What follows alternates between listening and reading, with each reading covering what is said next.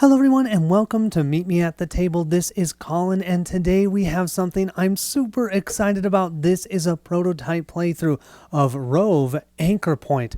And look at the size of this box. It's so much smaller than the regular or original Rove that I just recently did a playthrough of.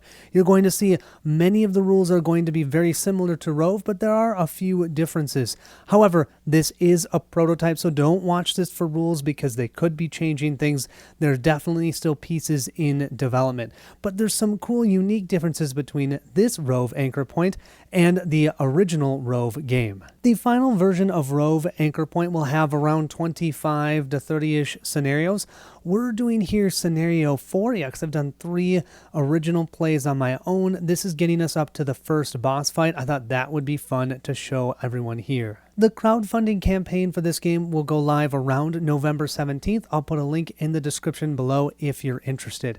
All right, let's go ahead and jump into setup. Start our playthrough. We're going to play through one mission, the Test of Will. Normally, there would be a story that goes along with each scenario, but I'm not going to read that here as I don't want to spoil it, and I do think that's still under development. So here we're going to focus primarily on the combat.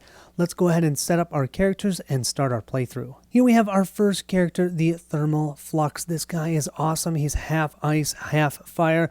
That's why I picked him. He looks so cool. He actually has forms and he will be changing forms. When he does that, I'll flip this token over to denote which form he's in, and his ability tokens will also flip over, which is so dang cool. We're going to start on the flame side, but you can start on any side that you would like. If you've played or seen my playthrough of Rove, you're going to see there's already a few differences for the player boards.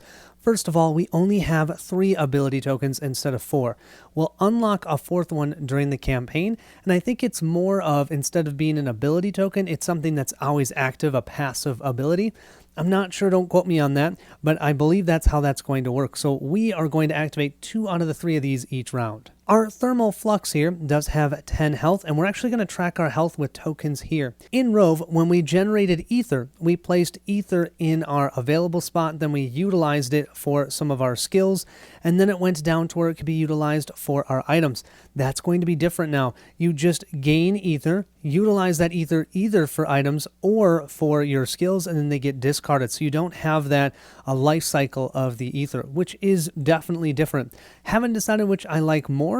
This one is certainly a little more straightforward. We can see here on our board, we do start with 1 ether. So what I'm going to do is roll up one of the ether dice, and I'm going to start with one of those here in my pool. Do I have a max limit? I don't think it's on the board, but similar to Rove, it's 3. The max you can hold is 3. Unlike Rove itself, where every character had its own limit, this time our limit is just going to be 3 for all characters. Our Thermal Flux is a frontline warrior that swaps between offense and defense. You have 2 forms, the Blaze and the Freeze, represented by the 2-sided token. That's what I have here, so right now I'm on the Blaze side. Your current form determines which abilities you use. When your form token flips, flip your ability tiles so that they match your form. You start each encounter in the form of your choice. At the start of each of your turns, gain a thermal token. That's one of these. Whenever we end our turn, we will spend 2 of those, and then we have to flip, so we don't have an option. Once we have 2 of them, at the end of our turn, we remove them and switch forms. Each of the characters in the game have 5 skill cards and 1 reaction card. Each of these are dual-sided, and you can choose which side you want to have them on. I have them on these sides. Some of them you have to spend ether in order to activate, and others will generate ether for you. And then, of course, we have our 1 reaction card.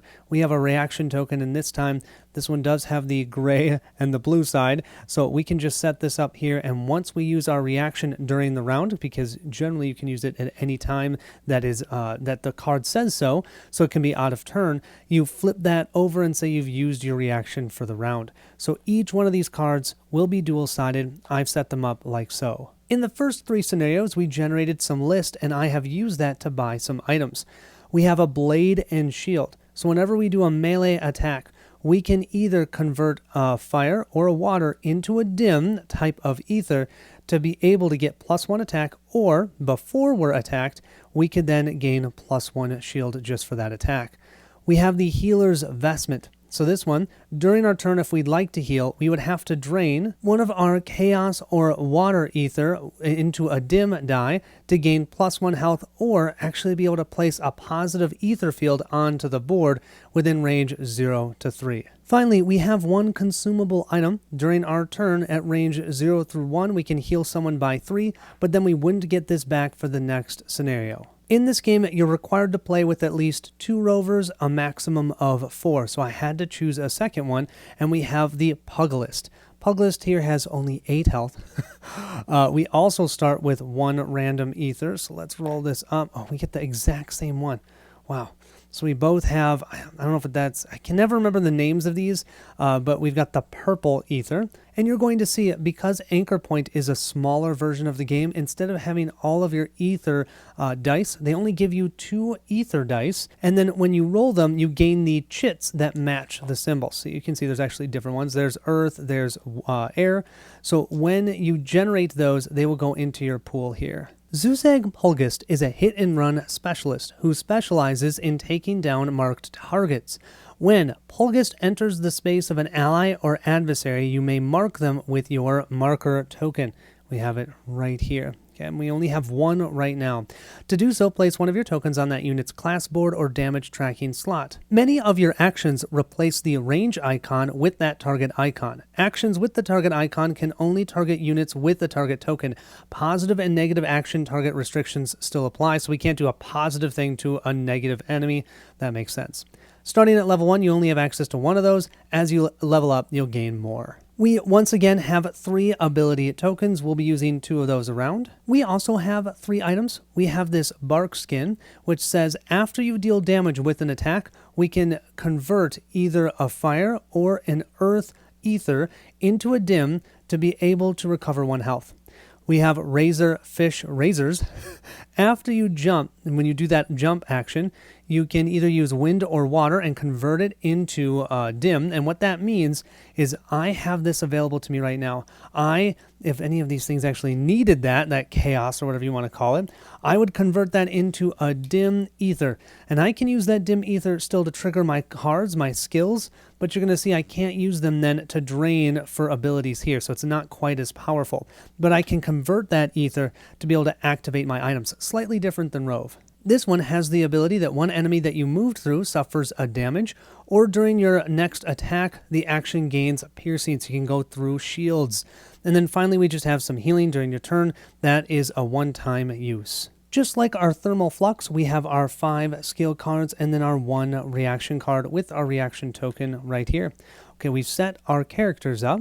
Let's now meet the 2 enemies we have out on the board. We have a Glyph Vertex. Now these glyphs are never going to move because none of these abilities will have them move. They just attack for 2 damage at range 2 to 3. They have a total of 5 health and no shields. We also have our boss, Silky the Last Operior. Now he has 20 health per rover. He has 40 health. I'm going to use a tracker for his health. What is absolutely amazing is they now have trackers for health just below the enemies. So instead of using a full different board for each enemy, that took up so much space with Rove. This is so much better. It's so much easier to track damage, and any sort of conditions can go right on here. Important thing to see, this boss does have 1 armor inherently. Also, after Silky suffers damage as part of an enemy attack, so it has to be attack. If it's something that causes them to lose health in any other way, this doesn't happen, he will perform, and this, I always have a hard time with push or pull. When the arrow is going into a hex that's a push of 2, it's going to push to the attacker. So whoever attacks him, doesn't matter what range, if he suffers some damage, he's going to shove you away from him. We can see his first action is going to be beckon forward. After this, we don't know how he's going to activate because we'll roll this enemy die. But for the first round, we do get to know he's going to jump 4 spaces, trying to retreat from us. And then within range 2 to 4, he's going to deal 3 damage from somebody. And this one is pointing away from that hex. That means he's going to pull you 3 spaces towards him. He's going to try and pull you into traps or something like that. There are a total of 2 traps on the board. Each one of them is going to cause whoever walks over them to suffer 3 damage. Then the nearest rover within range 0 through 3 performs generating a single ether. So we get to roll this up and generate an ether, which is actually nice. So if we can shove an enemy into that, that can be super great because not only would they take the damage, we would also get an ether. We have one obstacle right here. We can't move through that obstacle, but we can jump over it, and it does not block line of sight. We have some barrier spaces. If we can shove people, or we get shoved into those, we will take damage, or we can damage an enemy because of that. These do block line of sight, but that's hardly going to matter unless, of course, we're standing here trying to attack. This game's line of sight is center to center. Center of the hex to the center of the hex that you're trying to attack at. We do have some crystals right here. If ever you move through those spaces or onto those spaces, you take 1 damage, but if you jump over them, you don't have to worry about them. And then finally, we have an ether space. So this space inherently we cannot move into, but if anybody is adjacent to this, their first attack for the turn will gain +1 damage. We can also, if we are within range 1 of that and we move, we can give up one of that movement. So let's say I had a movement of 3, I could go 1, give up the second movement, and actually grab this ether and put it in our personal supply. Once we do that, then that becomes a regular space.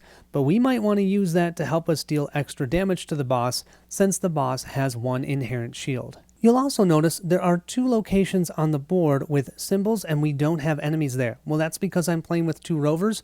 You need to place one here if you have 3 rovers and here if you have 4. Versus this one over here that you can't see. This one has the 2-person symbol, so that's why we have spawned one of those glyph vertexes. Rove Anchorpoint will have a very similar turn structure to how Rove works. We start with the rover phase where we can choose which character will go first. We activate 2 abilities and then 1 skill, and then any of our items that we can. Do remember each item can only be used once per round, and the consumables are of course once per adventure, and then you actually don't get that back. You'll have to repurchase it. We have a total of 8 rounds to defeat the boss. We don't have to defeat these glyph vertexes. We can completely ignore them if we'd like. I think that's it for everything you need to know. Let's go ahead and start our playthrough. We'll start with the rover phase. Let's start with our thermal flux, shall we? This is one of my favorite characters. I love the form changing. Such a cool idea. Before we start that first round, I do think I'm going to have each of my rovers start 1 space closer to the boss because I think I'm going to have both of them attack the boss. Let's see how this works. Our thermal flux will start their turn by gaining one of these tokens. After he gains the second one, at the end of that turn, we will convert ourselves over to freeze. We're going to start with some flame jets. Let's move 3. This is a jump symbol, so we could jump over objects and traps. That's different than the dash symbol, which would mean we'd have to step into all of those spaces. We'd like to get personal with Silky here, so we're going to go 1, 2, 3. We are 1 space away. We're then going to use our Blistering Heat skill card. 1 enemy within range 1 to 2 suffers a damage. Suffer goes through shields. That's going to knock them down to 39 health. And we gain a specific ether type, some fire. So I have fire, and now I've looked up these types of ether. The other one that we have is morph, so fire and morph. Then we'll flip this card over. For our second action, we'll use our Scalding Blow. We have to be within range 1. We are. We'll attack for 2 damage. Now, we do have a damage die in this game. Each rover and each enemy will have a different breakdown of what's considered +1s, -1s, or 0s. So let's roll this up. We got a fire that's a +1, so we just dealt 3 damage, but he has 1 shield, so that's 2 to him. He's down to 37 health. That was great and all, except for Silky is going to shove us 1, 2 away, and now we're within range 2 of this vertex to attack us. It's kind of what I'm assuming he is supposed to do. Annoying, and that's where maybe there's an incentive of taking these guys out, but I just don't want to. I want to go for the boss. So I've done 2 ability tokens and 1 card. That will complete my turn. For Zuzag's activation, we're going to do acrobatics for a jump of 4, but we're going to use our reaction right away. It says during your dash or jump action, gain +1 movement, and we'll gain another ether. Let's roll this up. Okay, we get a wind ether. So now I have a wind and a morph. And we'll flip this over. So we have a movement of 5. We're going to move 1, 2, 3, 4, and then 5, jumping ourselves right behind Silky. Since we moved over him, we have placed our target token on him. We're going to leave that on him for the rest of the game so we can target him with our awesome abilities. Our second ability token will be Vanishing Strike. We're going to attack, and we have to melee attack the one that has our target token. Well, we've got one for 2 damage, and it goes through shields. This is going to be straight 2 damage. We'll roll up our die to see, okay, when it's a dim, it's a +0. So that means we dealt 2 straight damage. He's down to 35 health. We then are pushed 2 spaces away. Now, just like Gloomhaven and Rove, whenever you push, you always have to be moving 1 space farther away from the enemy. So he couldn't push me here to then have me run into that, and he can't push me here and then have me run into this, because every time I get pushed, I have to move 1 farther. Unlike Gloomhaven, in this game, you have to do the full thing if possible. So he could either push me here or here. We'll just say I get pushed back to here. Our skill card we're going to activate is Watery Grasp. We can see Silky is within range 3. We can attack him for 1. It has to be that target. So long as we do that, that's what this line with an arrow means. So long as we perform this action, we then gain the bottom effect, which is some water ether. So now I have 3 ether. We're only dealing him 1 damage, and he does have 1 shield. We'll roll up our die, and we have the chaos symbol, which is a +1. Nice, so that's 2 minus 1, so he's down to 34. That ends our rover activation. We now move to the enemy activation. Normally we'd roll the enemy die and they would change what their activation is based upon what number we roll. But for the first round, they will always do the same activation, that first one. So this guy would attack anybody within range 2 to 3. 1, 2, 3. No one is within range 1 to 3 because you always start with the lowest number first. Unfortunately, we do have our, here, what was our thermal flux is now within range 2. Center to center, I definitely think you can see him. So we're going to take 2 damage, and we're going to roll a damage die. We'll roll it up right here. We have the morph. There is literally only 1 minus 1 on here, and that's the morph symbol. So he only deals us 1 damage. We're down to 9 health. Next, Silky is going to activate. He's going to target one of our 2 rovers. What we first look to see is which one is closer. Well, we're both 3 away. 1, 2, 3, 1, 2, 3. So then we look at whoever has the most health, and that is the thermal flux for now. Won't be for long. He is going to retreat up to 4 spaces, but still try and be able to attack for 3 damage and then pull the thermal vortex 3 towards him. The retreat keyword states that the adversary is trying to get as far away from as many of the rovers as possible. So it's not like he's going to move over here so that he's as far away just from the thermal flux. He wants to be as far away as he can from both of them. So let's see, if I go 1, 2, 3, let's see, 1, 2, 3, 4. He still has range. Let's see, if I went over here, 1, 2, 3, 4. He still has range. So I'm going to say he goes over to here because he's the farthest away from our friend over here, and he's as far as he can, but still can deal the 4 damage. Or I should say it's only 3. I do have to roll up a damage die, but it'll be at least 3 damage to our thermal vortex. Before that happens, we are going to use our elemental barrier. Before you or an ally within range 1 to 2 are attacked, the attacker suffers 1 damage, so he's down to 33 health. Ha! Then we get to generate a random ether. We'll roll this up. We also have a wind. Then we will flip this card over, and unfortunately we have used our reaction. I do think we're going to do one other thing. We're going to convert this fire into a dim. So this dim we can still use to trigger our abilities, but it's not going to be as powerful. This does give us +1 defense for an attack. We have 3 damage coming in. It's a fire, so that's -1, that's 2, and we have a shield, so that's -1. We're down to 8 health, but we do get pulled 3 spaces. And unfortunately, when he does that, he will pull 1, 2, and then try and pull us again, and we can't move into that space, so we do take a damage for how much movement we can't do. It's only 1, but that will be our 3rd damage. We're down to 7 health. Well, that was a fun first round. We have dealt a total of 7 damage to the boss, and we're not dead yet. Let's see which rover we want to have activate at the beginning of our next round. For this round, I think I'm going to have Zuzag activate first. We're going to start with a movement of 4. Fortunately for us, that is a jump, so we'll move 1, 2, 3, and then our 4th movement, we're actually going to pick up this ether. That way, we can't get shoved into that space. We also currently have 4 ether, but from how I understand it, we can have 4 as long as at the end of our turn, we have 3 or less. We're then going to have a little bit of fun. We have a focused blow. We are going to spend a water, and we're going to spend a crux, and we'll spend this morph. Now, because we spent both a Crux and we spent a water, both of these effects are going to happen. We are melee attacking for a total of 6 damage, 5 plus the 1 to Silky here. And we get to place an ether field underneath his space. This is what's called a Snap Frost. A unit moving from or into this space reduces their movement by 2 points, then we remove that tile. 6 damage, we'll roll our damage die. Water is +1, so that's 7. So that means we dealt an actual 6 damage to him. He is now down to 27 total health, but we used a lot of resources to do that. We'll need to flip this card over. We'll place that Snap Frost right here because that's the closest spot where we attacked the boss, and we get shoved 2 spaces back. One thing I'm not entirely clear about for Zuzag, we have a melee symbol here, but a lot of times you'll have that melee symbol and it doesn't always have to be at range 1.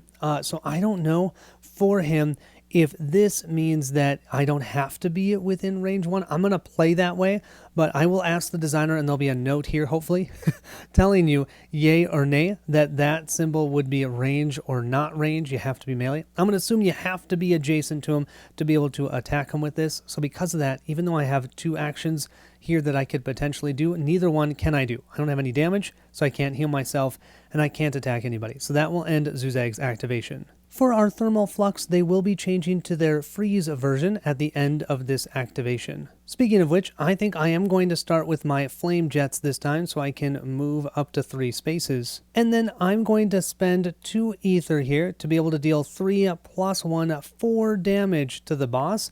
I'm not using a fire, but my form is the Blaze type, so I get +1.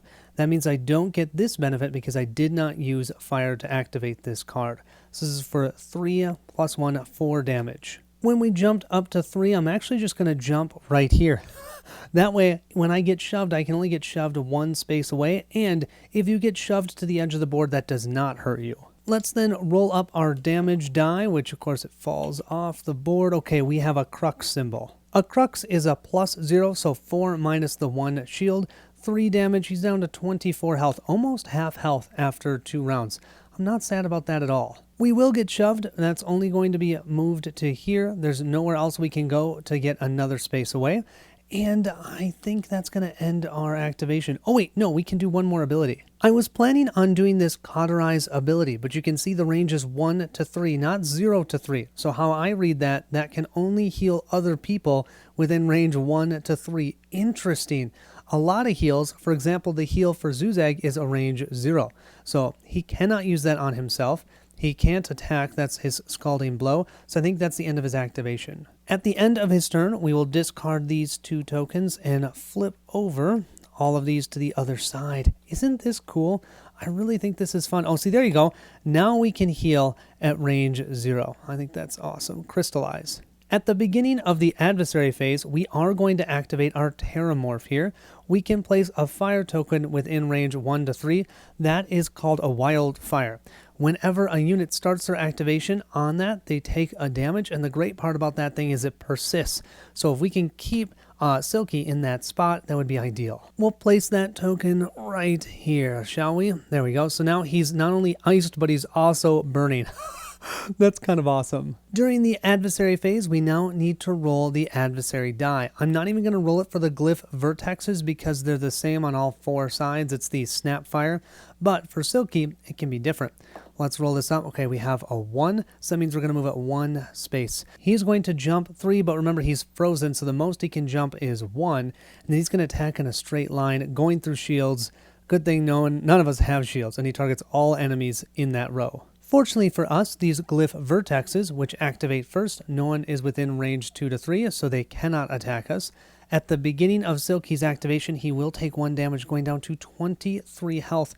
That's because he's standing where that fire is. Then he's going to try and jump 3, but he can only jump 1, and we're going to remove this. This one does become removed. He can move 1 space right here. He then will attack in a straight line. We know it's going to be against Zuzag because Zuzag has the most health at 8 versus 7 for the Thermal Flux. And he's going to deal 2 damage. We'll roll up his damage die and knock over Zuzag. Sorry about that. That is a +0, so it's just going to be 2 damage to Zuzag. Zuzag's down to 6 health. Unfortunately for us, he did move off of that wildfire space. That completes round 2. We'll move to round 3. We'll start this round with Zuzag. We're going to have him move up to 4, and then we'll attack for 2 against Silky. Unfortunately, I don't have any chaos, which we could actually drain into a dim to have us go through his shields, but we will generate an ether. We already have 1 wind. Let's see. Okay, that gives us a morph. We'll then flip this card. This will be kind of funny because we're just going to move right up here. We're going to attack for 2. We'll roll this up. That's a wind. A wind for us is a +0, so we dealt him 1 damage. He's down to 22 health, and then he's going to shove us back up here. Well, actually, he could shove us here, which is what he'd likely do. We'll then use our steady breath just to heal by 1, so we now only have 1 damage on us. We're back to 7 health. Our thermal flux will gain 1 of their thermal tokens, and I do think we will move for... Well, do we want to heal ourselves? I do think we'll start by healing ourselves for 2, so we're down to only 1 health of damage, I should say. Then we'll move, and we'll use our frozen fragment here. We can attack at range 2 to 3 for 1 damage. We are in the frozen or freeze form, so we'll also place 1 of those frozen ether tokens there. And we will generate an ether. Come on, be a fire or a water. Yes, there's a fire. I like that. So we have 2 ether, fire, and air, and we'll flip this. We'll move up just 1 space, so we're within range 2 and 3. We were attacking for, what was that, 1 damage? So we might not even hurt him. We'll roll this die up. That's a water. A water's a +1, so that means we dealt him 1 damage in total. He's down to 21. We don't even have him at half yet. We will freeze the bottom section of him so he can't move. We get shoved back to here, and then unfortunately we're just ending our activation. During the adversary phase, we'll roll up a die for Silky. Okay, he gets a 1 again.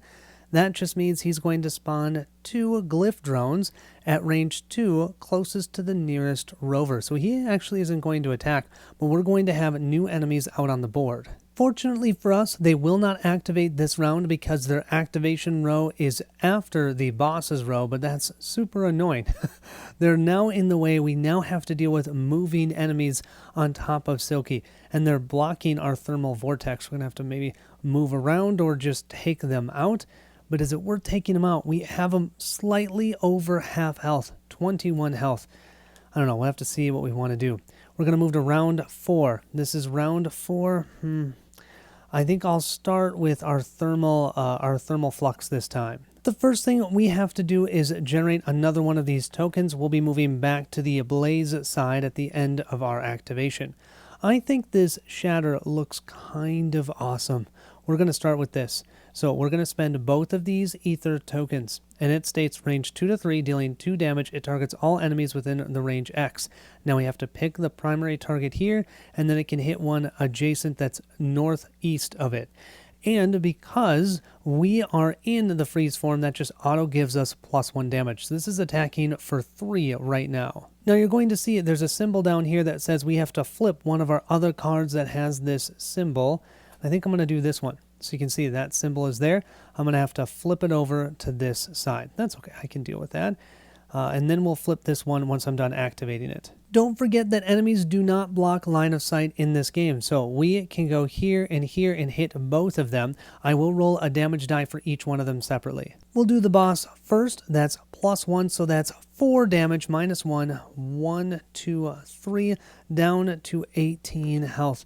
Then for that number, what is that, number 5? Number 5 glyph drone, that symbol is a -1, so we only hit for 2 damage. They have 4 health remaining. Then we will flip this card over to the Scorch side. Because we attacked Silky, we should get pushed 2 spaces away, but once again, we can't. We can't move farther away in 1 space. That's the same amount, so we'll just stand there. Right now, we're not in a great space, so I'm going to start with my Crystallize so we can heal ourselves up. We have no damage. And then let's try and just dash 4. So this time, instead of jumping, we have to dash. Let's go ahead and move ourselves 1, 2, 3, 4 right over here. Get ourselves out of that corner. Let's see, 1, 2, 3. We're not within range 3 of those vortexes, so that's good. Okay, now it's going to be Zuzag's activation. The first thing Zuzag is going to do is use his watery grasp. This is range 2 to 3. We're within range 3 of Silky. This has to be Silky. So we will gain 1 water ether. That means I have 3 for the next round, and I'm using this because then we have our big 5 damager, which is what I want. This one, though, is only dealing 1 damage. We'll roll that damage die. It's water. That's a +1 for us. So that's 2 minus 1. He's down to 17 health. Then why don't we go ahead and just jump towards him and hit him yet again with this. This is 2 going through shields. We roll the morph symbol. The morph symbol is a +0, so that's just 2 more. He's down to 15 total health. We would have moved, and then we get shoved right back to where we are. With that attack, we would have moved 1, 2, and then been attacked, and we get shoved back to spaces.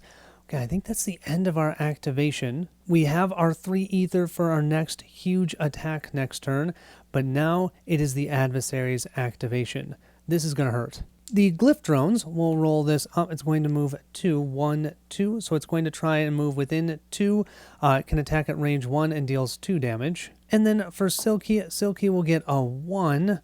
Oh, this is range 2 to 3. It deals 3 damage. That's where the primary target is. Oh, good. That will not hit both of us.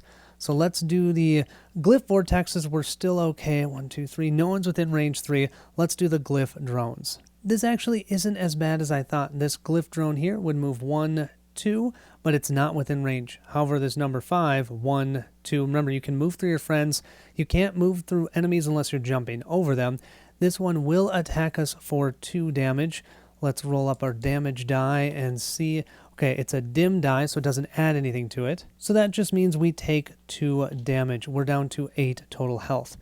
Then it's the boss. Okay, we have 8, so we're tied on health, but the thermal vortex is closer. So it needs to be within range 2 to 3, 1, 2. It already is there. It's just going to hit him for 3 damage. Before doing that, let's use our elemental barrier. We're going to have him suffer a damage because I'm going all damage here. We're doing pretty well. So we're going to knock him down to 14 health. We get to roll this up. Come on, be a fire or a water. No, how about an air? I don't need an air, but then we'll flip this over. We've done our reaction for this round. We then have to roll the damage die. We'll roll this up. That is, let's see, where is it on there? A -2? No way! If we look on Silky, that most certainly is a -2 for the morph. So we actually only take 1 damage. We're back down to 7 health. We can deal with that. The one thing to watch out for is we are already starting to run out of time. We're at round 5. We still have to deal 14 damage to the boss. I did almost forget with our thermal flux. We should have flipped over to our blaze side at the end of our last turn. So now we are ready to rock.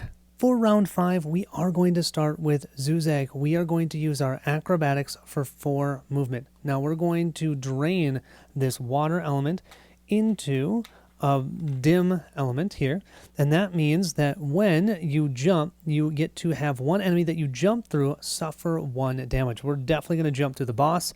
That's going to knock him down to 13 health. We're going to jump 1, 2, 3, and then 4.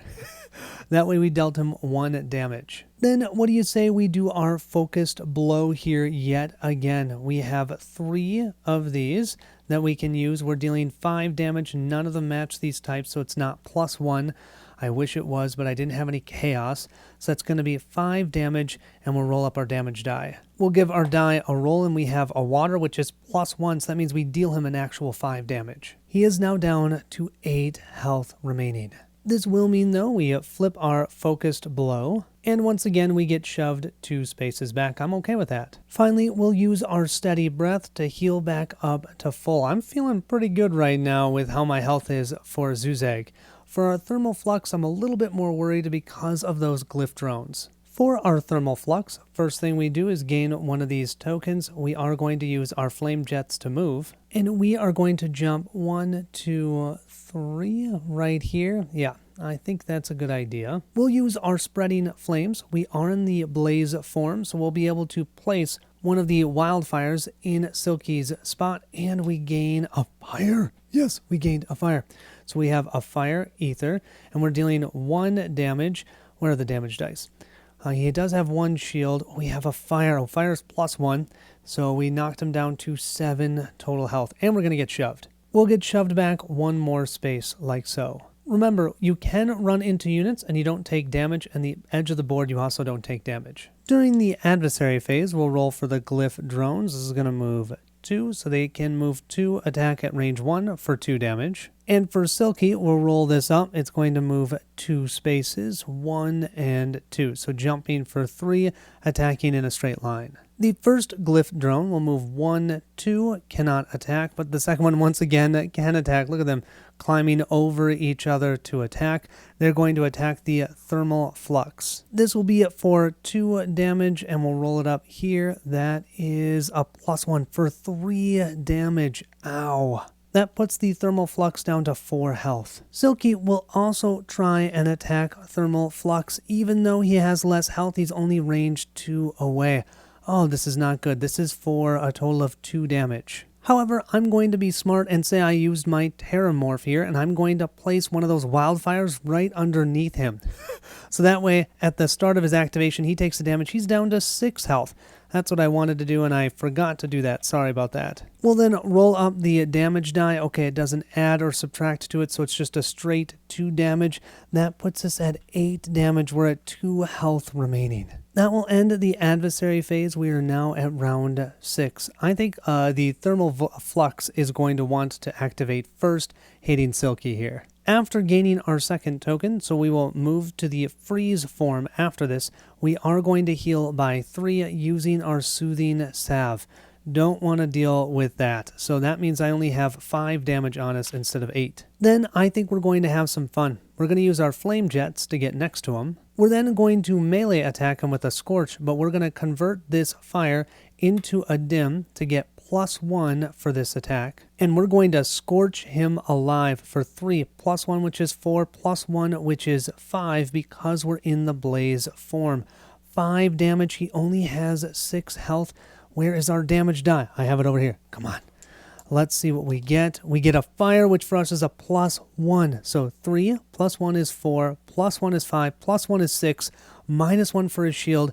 He's down to 1 health remaining. We should get shoved after that attack, but we can't. So then we're going to use our Scalding Blow here for 2 damage at range 1. We get the Morph symbol, which for us is a -1, so we dealt 1 damage to this glyph drone. That's 3 damage to it. Who cares? We're not going to be able to kill that.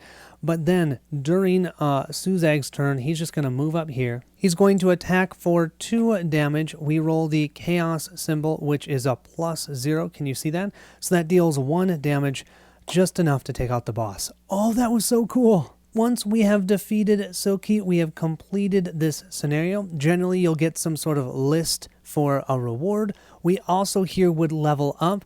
I actually don't know if we'd level up specifically, but we would be able to gain new cards that we can then build out our set of skill cards. So there are 3 skill cards that are upgraded cards for each of the characters. With these 3 cards, we'll choose one and put it into our general pool. But every time we build our pool of cards, it's always 5 skills and 1 reaction card. I think one of these is a reaction? No, maybe not. I think some of them, it might be a reaction card, so we don't have another one for the thermal flux, but other characters might, and you can swap these out depending upon the scenario and what you need to do. For example, when you're fighting a boss, you might want attacks that deal a lot of damage to one enemy. That actually worked really well. Suzag was very good at hitting one enemy. You can imagine with that target, when you're playing against a lot of smaller enemies, he'd have to keep jumping over them to put the target on them, then deal damage, so it might not be as powerful. It actually made me think of Hatchet in Gloomhaven Jaws of the Lion. Also, there are a lot of attacks that may hit multiple enemies. That wasn't nearly as helpful in this scenario as it would be in other scenarios. I do love how these types of games do that. There are, I think, 6 or 7 different boss fights that they say are supposed to be in the Anchorpoint. But I think the 2 big advantages of this version of Rove is, one, I do feel like it's slightly more straightforward with your board. You only have 3 ability tokens instead of 4. You also don't have the life cycle of ether where you first have the ether, then you spend it on skill cards, and then you spend it on your items. Instead, that's all put together. The one thing I don't love as much, I understand why they do this. They like to have the map go over 2 pages. I don't love when the map has these, in the middle, because then tokens and everything can't sit on those spaces. I really liked in the original game that it was always one page, so that way you didn't have this right in the middle disrupting the game. Oh, and I love the adversary book now. The fact that you can track damage right here instead of having to use a whole nother board. Rove takes up so much more space. I might see if I can find a way to make that work with the original Rove because it takes up so much space. This is so much nicer. What a great small addition. So, like I was saying, the advantages for this are I do think it's a little more accessible. And also, I mean, look at this box. This is the box size. Let me grab the Rove box and I'll just show you the difference. Here we have the current Rove box with none of the expansions. This is the size of the box. Here we have Anchorpoint. This will have 25 scenarios. This has 25 or 26 scenarios from what I remember.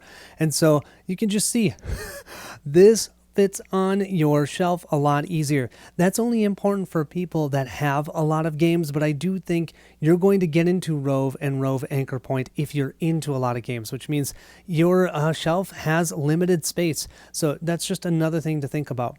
I also do think that the characters that I was playing here were really fun. I would even say more fun than the original Rove ones that I've played.